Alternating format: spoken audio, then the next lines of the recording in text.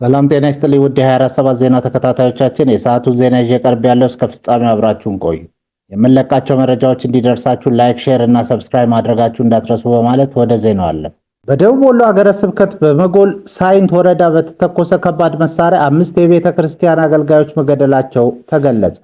በአደጋው 26 ኦርቶዶክሳውያን ከባድ የአካል ጉዳት እንደደረሰባቸውም ተነግሯል። የካቲት 28 ቀን 2018 ዓ.ም በደቡብ ወሎ ሀገረ ስብከት በመጎል ሳይንት ወረዳ በምትገኘው ርዕሰ አድባራት በታዕካ ነገሥት አትሮንስ ማርያም ገዳም በዕለቱ ቅዳሴው እንደተጠናቀቀ ከደቂቃዎች በኋላ የዕለቱን ቅዳሴ የመሩ መነኮሳትና ዲያቆናት ወደ ደጀ ሰላም ቢያመሩም በተተኮሰው ከባድ መሳሪያ ከአንድ ወር በፊት የአስተዳዳሪነት ቦታቸውን የለቀቁ የቀድሞ የገዳሙ አስተዳዳሪ 3 ዲያቆናትና አንዲት አቃቢ መገደላቸውን የኢትዮጵያ ኦርቶዶክስ ተዋሕዶ ቤተክርስቲያን ቴሌቪዥን ዘግቧል።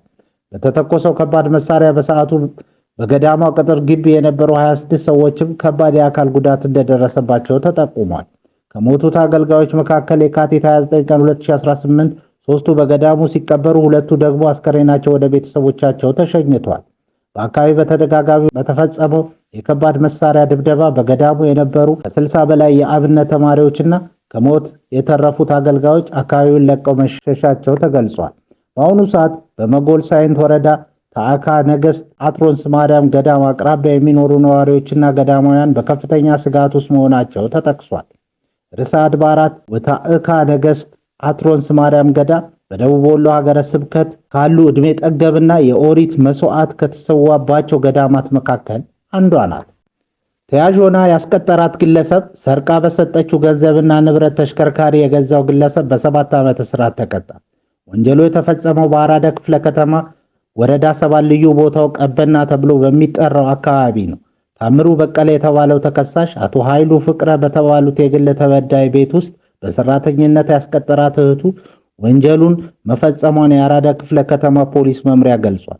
ለጊዜው በቁጥጥር ስር ያልዋለችውና በፖሊስ ክትትል እየተደረገባት የምትገኘው ተጠርጣሪዋ የተቆለፈውን የግል ተበዳይ የመኝታ ቤታቸው በር ሰብራ በመግባት በመኝታ ቤቱ ውስጥ ተቀምጦ የነበረው 20,000 ዩሮ እና 22 ግራም የሚመዝኑ የተለያዩ የወርቅ ጌጣጌጦችን በአጠቃላይ ከ3.2 ሚሊዮን ብር በላይ የዋጋ ግምት ያለው ገንዘብ እና ንብረት በመስረቅ ለወንድሟ ሰጣ እንደተሰወረች የፖሊስ መረጃ ያመለክታል።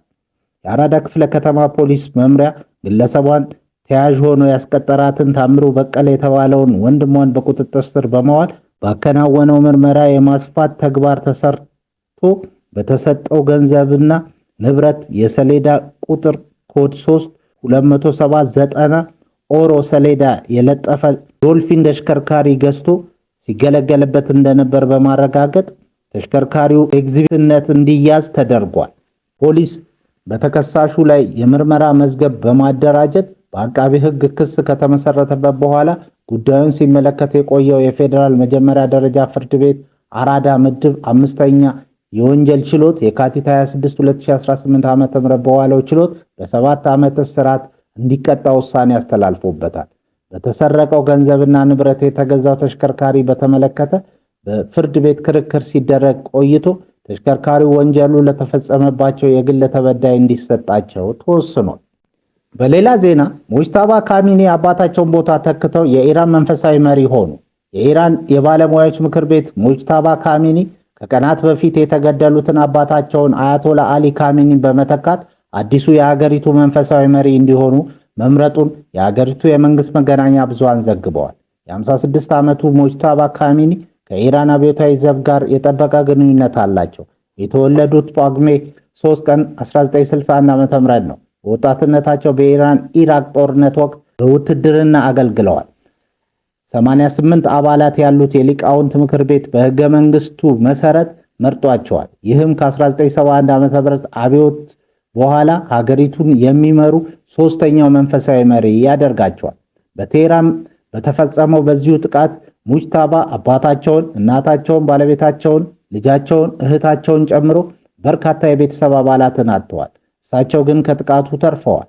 ምንም እንኳን እስካሁን ይፋዊ የመንግስት ስልጣን ባይኖራቸውም ትዕይንቱ በስተጀርባ በአብዮታዊ ዘብ ላይ ከፍተኛ ተጽዕኖ እንዳላቸው ይታወቃል። በአሁኑ ወቅት ያላቸው የሃይማኖት ማዕረግ ሁጃቱል እስላም በመሆኑ ለቦታው ከሚያስፈልገው አያቶላ ዝቅ ያለ ነው በሚል ትችት እየቀረበባቸው ነው። የእስራኤል መከላከያ ሚኒስትር እስራኤል ካትዝ ማንኛውም የኻሜኒን ፖሊሲ የሚቀጥል መሪ የእስራኤል ህጋዊ የጥቃት ኢላማ እንደሚሆን አስጠንቅቀዋል። ሙጅታባ ስልጣን የያዙት አባታቸው ከ1981 ዓ.ም ጀምሮ ለ37 ዓመታት የመሩትን መንበር ተረክበው ነው።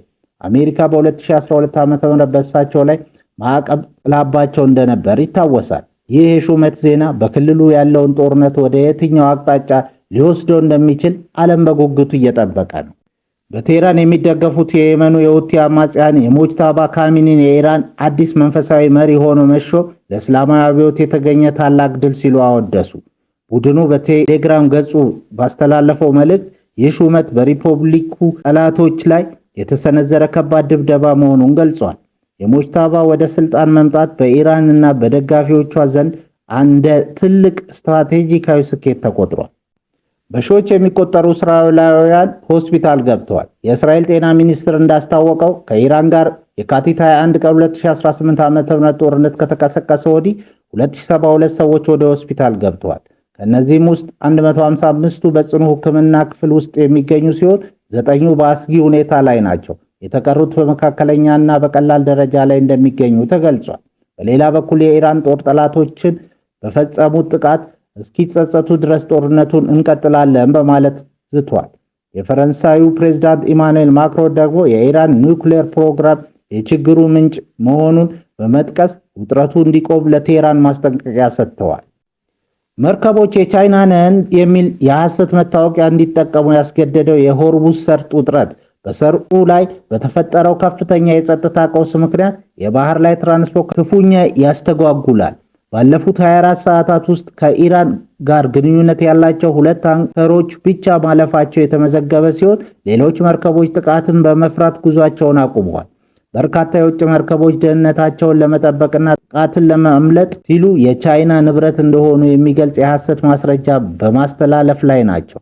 ይህ መዘጋት በዓለም የነዳጅ አቅርቦት ላይ ከፍተኛ ተጽዕኖ እያሳደረ ሲሆን የነዳጅ ዋጋ እስከ $200 ሊያሻቅብ እንደሚችል ተሰግቷል። ሳውዲ አረቢያ እና ኢራቅ የምርት ቅነሳ ለማድረግና አማራጭ መንገዶች ለመፈለግ ተገደዋል። በአሁኑ ወቅት $25 ቢሊዮን ግምት ያላቸው 1000 ገደማ መርከቦች በሰርጡ አካባቢ ቆመው ይገኛሉ። የነዳጅ ዋጋ ከ3 ዓመት በኋላ በበርሜል $100 ተሻገረ። በመካከለኛው ምስራቅ የተቀሰቀሰው ጦርነት የምርትና ትራንስፖርት መስመሮችን በማስተጓጎሉ የነዳጅ ዋጋ ባለፉት 3 ዓመታት ተኩል ውስጥ ለመጀመሪያ ጊዜ $100 ተሻገረ። የብሬንት ድፍድፍ ነዳጅ ዋጋ ይህንን ታሪካዊ ጣሪያ አይነካም። በዓለም አቀፍ ደረጃ የአቅርቦት እጥረት ሊከሰት ይችላል የሚል ስጋት በመኖሩ ነው ግጭቱ በዋና ዋና የነዳጅ ማስተላለፊያ መስመሮች ላይ የጸጥታ ስጋት መፍጠሩን ተከትሎ የኢኮኖሚ ተንታኞች የዋጋ ግሽበት ሊባባስ እንደሚችል እያስጠነቀቁ ይገኛሉ። ሁኔታውን በአፋጣኝ የማይረግብ ከሆነ የነዳጅ ዋጋ ይበልጥ ሊጨምር እንደሚችል ይጠበቃል። ክቡራን አድማጮቻችን ለሰዓቱ ያልናቸው ዜናዎች በዚህ እናበቃለን።